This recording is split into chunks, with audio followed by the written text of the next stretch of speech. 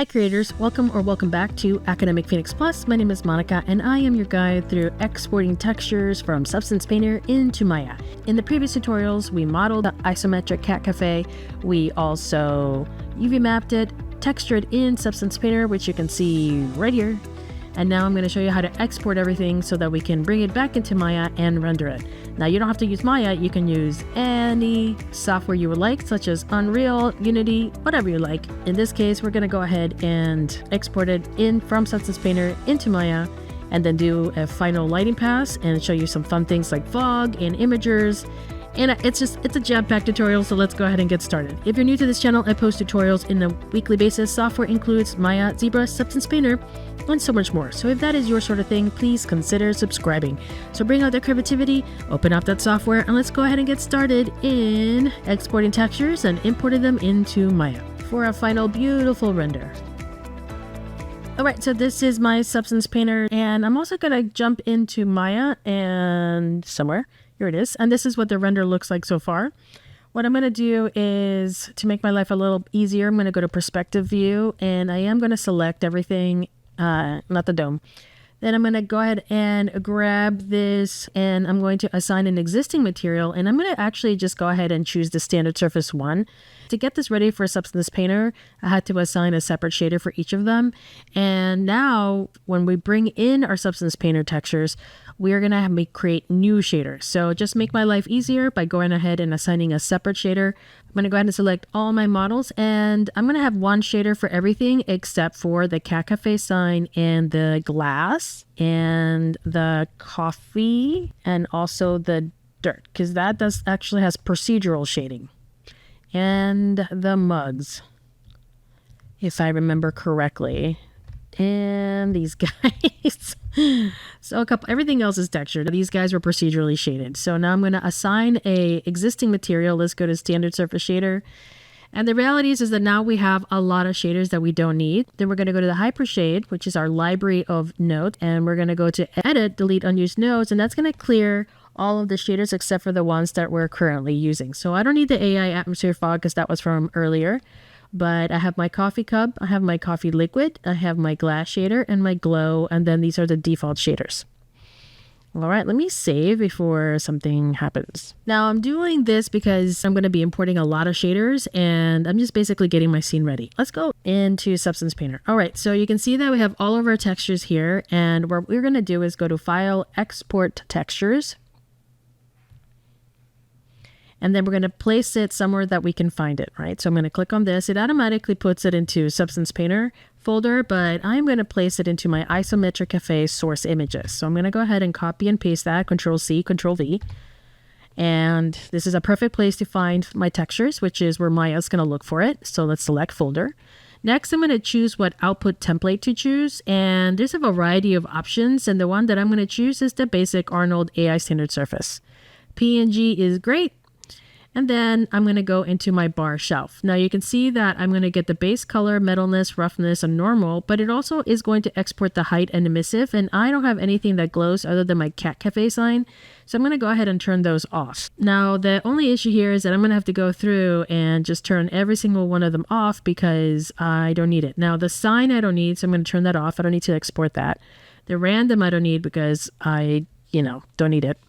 The pour over I need, so let's go ahead and turn that off, and then I'm basically going to do that for all of them. So the mugs, honestly I don't think I need that. The glass I don't need. Let me turn those off. And if you're not sure, like me right now, let me close this, turn off and on the mugs, and you can see that the mugs are disappearing along with these planters, which is fine because I'm going to procedural shade those anyway. All right, let's go to File, Export Textures again. Let's go turn these off. And I honestly don't think you need to watch this, so I'm just going to go ahead and fast forward through this so that you guys can appreciate other things. So I'm going to go ahead and just do this really quickly.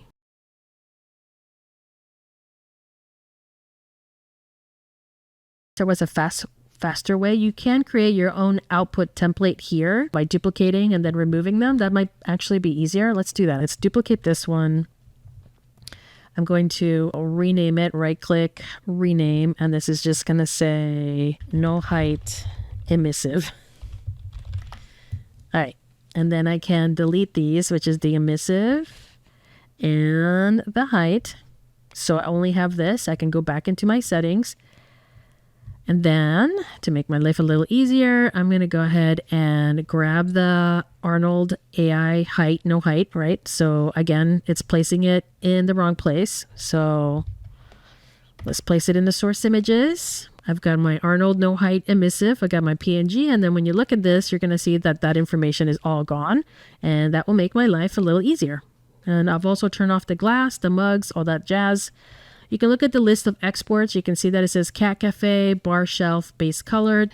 The Cat Cafe is the model. The bar shelf is basically the texture set list here. And then the names. It's all going to be 2K maps and then export. You're going to see this. And voila. We basically have all of our texture maps. So there's the Cat Cafe bar. Let me double click. And then we have all of our maps. Now this one has no metalness, so we don't have to worry about that. But there's a map, so that's fine. All right, now that we're set with that, let's go ahead and jump over to Maya, and we're going to go to the Substance plugin. If you don't see that, we're going to go to Windows, Settings and Preference, Plugin Manager, and then you're going to type in Substance.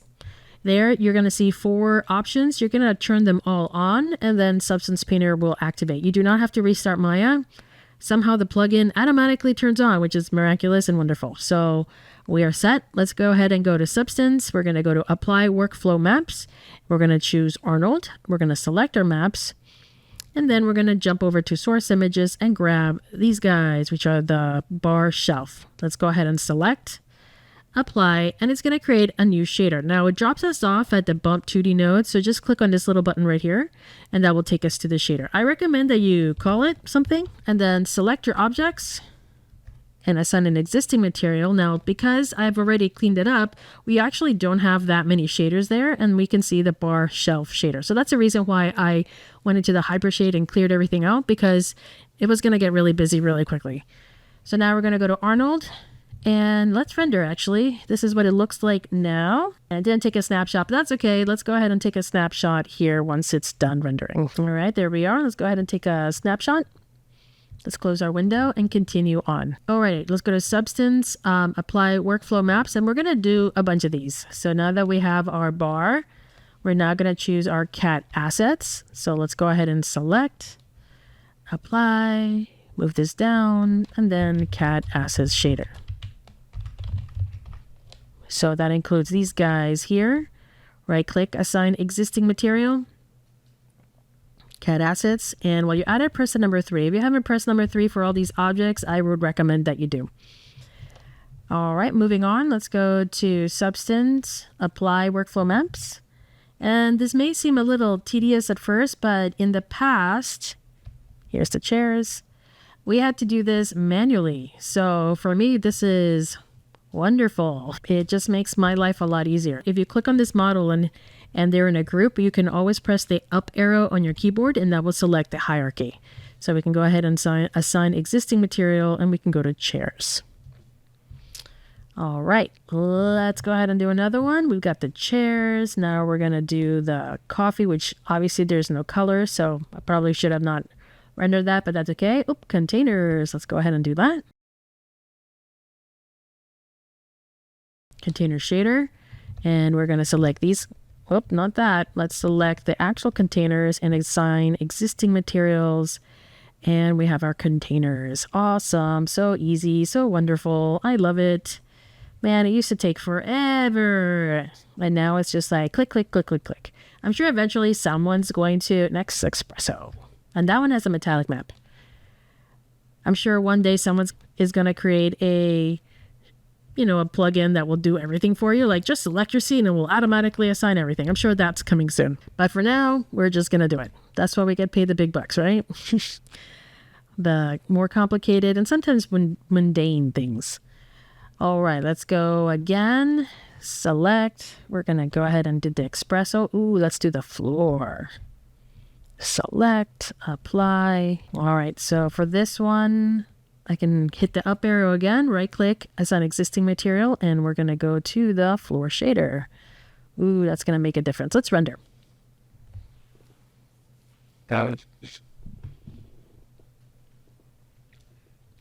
So you can see that everything's looking really nice. I do feel the floor is a little too dramatic and very noisy. Since we're working on the floor right now, I wanted to show you how you can potentially fix it. If you go to the floor shader, we can scroll down until we see geometry and open up geometry. And here we have a bump map. Click on that little connection and you're going to end up in the file. In the file, you can actually go to color balance. We can work on the exposure to make things work better for us. So for example, I can go ahead and move this a little bit so you can see the effect. I'm going to grab this guy right here, which is basically render say section, like so. I'm going to hit play.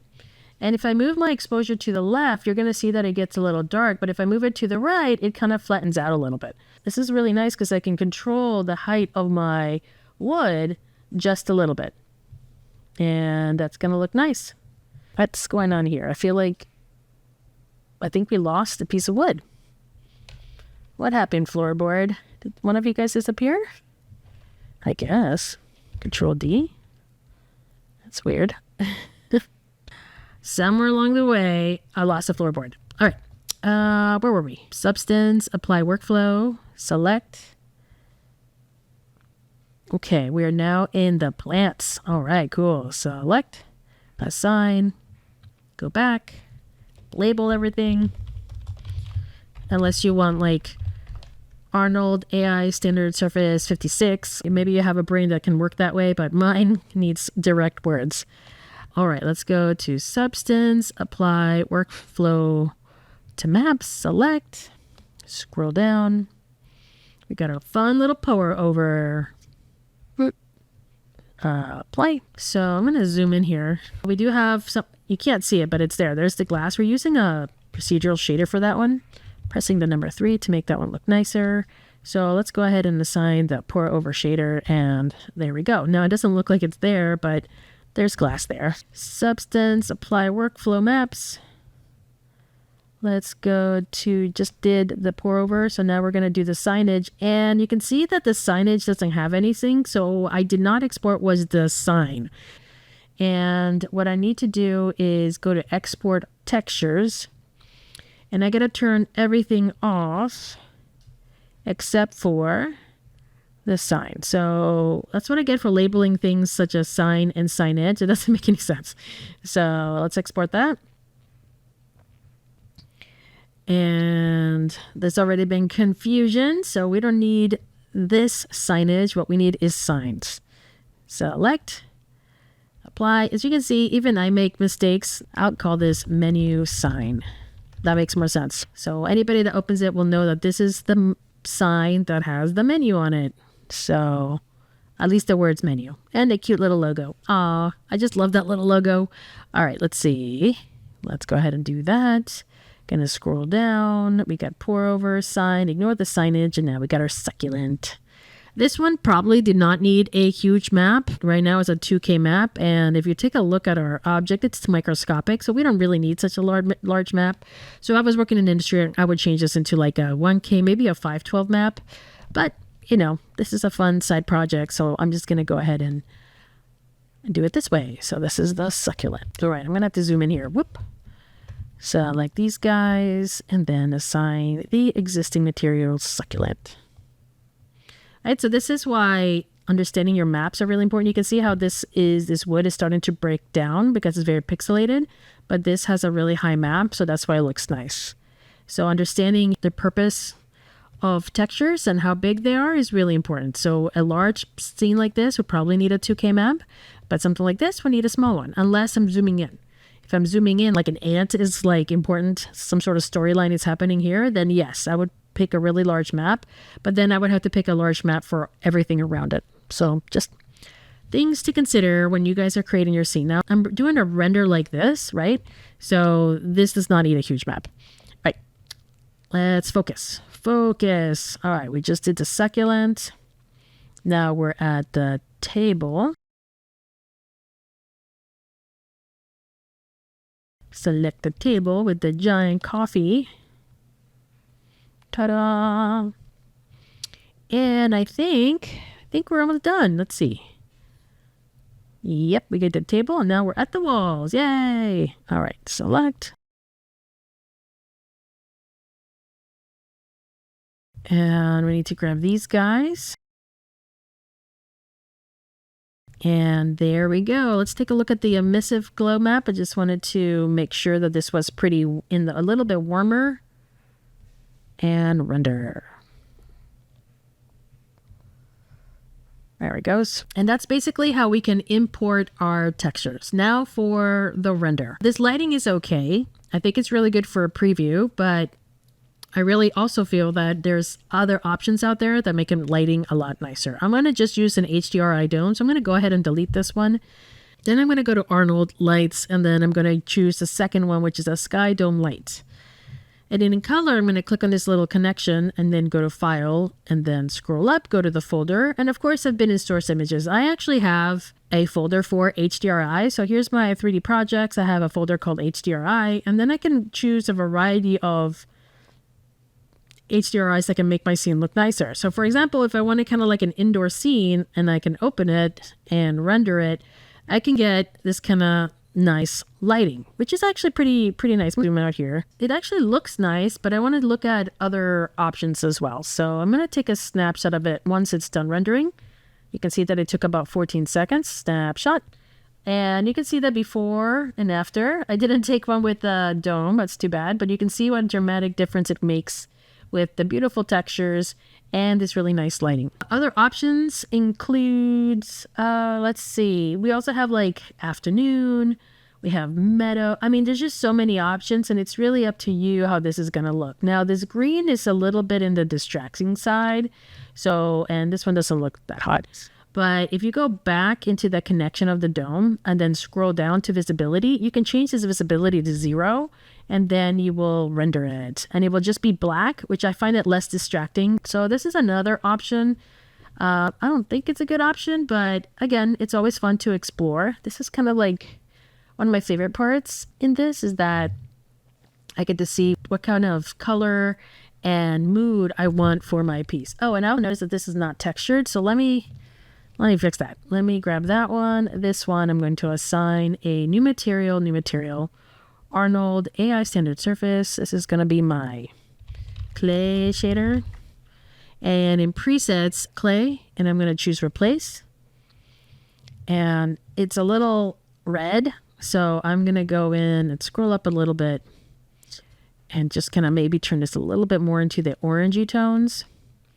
So it blends a little bit more with the environment. But the red was kind of nice too. The lighting. So with the lighting, you can also, don't forget, you can also rotate it. So if you feel like maybe there's a better light, you can always kind of rotate it. So this is where I'm going to have to kind of move this around so I can see and hit the play button and see if maybe there's a better option. Right? And you know, that one's not too bad. Right? So we have A, B, C. I'm aiming for A. I have a variety, so you're just going to have to explore. And one of my favorites is Shanghai. I think this one's really pretty. Let's render it out. And a little dark. So again, let me scoot this over. And maybe if Maya's going to play nice with me, I can sometimes put it right in the middle. There we go. And then maybe zoom out a little bit. There we go. Hit play. And then I can kind of rotate this around to get like a nicer render like that. So take a snapshot of that. Okay, so we have this one, probably not that one, though I can't see all my textures, it's kind of nice. That one and that one. So you can see that there's a lot of really nice options to choose from. So I'm debating between this one and this one. And I might go for this one just because I do like the lighting that it had. And I hadn't rotated it. So I'm going to go back to that one. But to make this a little bit nicer and more fun, of course, I got to show you guys a bunch of stuff. I'm going to add a little bit of fog. So to do that, the easiest way I can show you is to hide the dome. And I'm going to go to Arnold Lights and choose Area Light and bring it up and just kind of face it down. And the first thing I do with the light is turn off Normalize and increase my intensity to 2 so that you guys can see the effect that it has on the scene. Now, when I add fog or God rays, I'm going to go ahead and grab the render settings. I'm going to scroll up until I see environment. And under atmosphere, I'm going to click on this little connection and choose the first one, which is atmosphere volume. Go ahead and increase your density to like a 0.4. And then when you render it, you're going to get fog. Now the issue is that as you can see, the fog is coming from this square and the spread is 180 degrees. If I go into the perspective view and rotate it, you can see that the spread is at 180. What I could do is open up the light, and then in spread, as you can see, the default is 1. If I decrease it to like a 0.15, the focus is now here. Now, because the lighting outside is going to be warm, I'm going to go ahead and add a little bit of color to it so that it's nice and warm.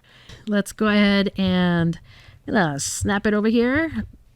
V middle mouse snap, or just move it, and then I'm going to slightly rotate it and bring it up. And I'm going to make it a little bit longer. Something like, I feel like it got rotated. All right, like this. And then let's take a render. All right, so now the rays are coming out and kind of hitting this environment here, which looks nice. However, if I take a look further out, you can see that the rays just go on and on and on, right? And that's really unnecessary rendering power. So I'm going to show you something called, in the light, it's called Decay. So I'm going to scroll down to light filters. I'm going to add a light decay. I'm going to double click on this and turn on far attenuation.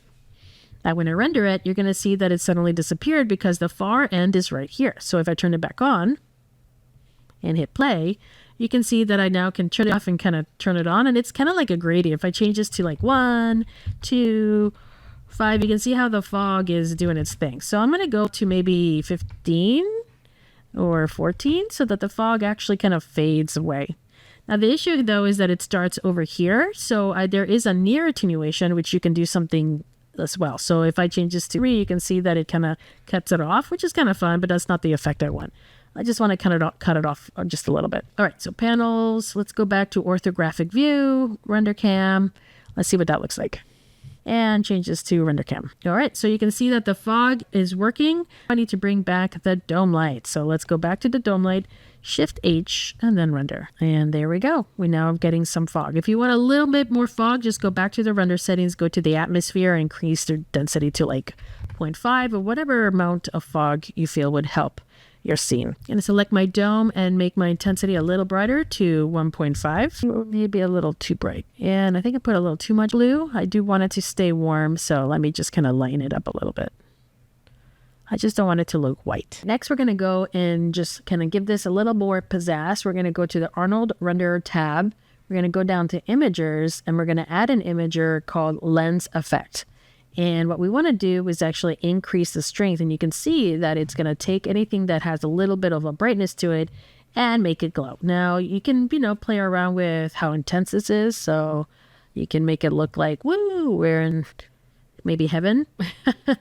But otherwise, you just need a little bit and then kind of decrease it. That just gives it a little bit of beautification. Now, one last thing, I noticed that this is getting cut off. So let's go to Panels, Orthographic View, Render Cam. I thought I locked it, and I did. So let's unlock it. Just zoom out a little bit and maybe scoot it down a bit. Let's see if that's a little better render. Let me zoom in a little bit more and just kind of scoot it down. And then render that. We'll get a little bit of fog over here. So I'm trying to zoom in just a little bit to just kind of still get all the nice details. And there you go. And that is how you import textures from Substance Painter and import them into Maya. And then we also played around with the lighting and added an imager, added some fog, and that's how you can get this beautiful isometric cat cafe. So the next video tutorial is going to be about animating these assets so that we have a final movie to show off all of our hard work. So hopefully you guys learned a thing or two. If you did, please like and subscribe. That is your message to me, letting me know that you like this content and that you want to see more. Please share my videos. If you find my videos helpful and you have a friend that might learn a thing or two from these videos, please share. That would help the YouTube algorithm, and that would help me out as well. And of course, that also encourages me to make more tutorials. Don't forget to take a look at academicphoenixplus.com. There you can find free 3D models, resources, ebooks, and so much more. So take a look at academicphoenixplus.com. Again, thank you so much for watching. I really appreciate it. Keep creating, and I will see you next time in the next video tutorial where we're going to animate all of these assets into a fun final animation. I will see you next time.